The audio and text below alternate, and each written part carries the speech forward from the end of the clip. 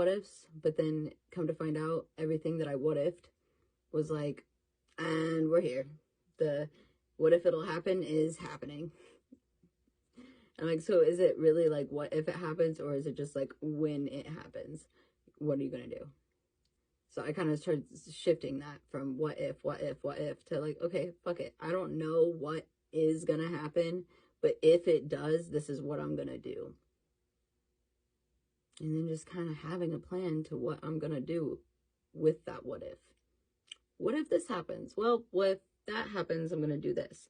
So I think a lot of people just play out the big, like, scary, dramatic scenario in their head of what if, but they don't really give like a plan in their mind about what they would do in that situation. They're just watching it play out and then feel the feelings that feels overwhelming with the occurrence of what if it happens, instead of like, all right, well, I can't control if that happens or not, but when it does, or if it does, at least I'm prepared to handle it. That's it. And so then I end up having like a lot of plans to handle situations that probably will never happen. But then a good half of those what ifs end up actually happening. And I'm just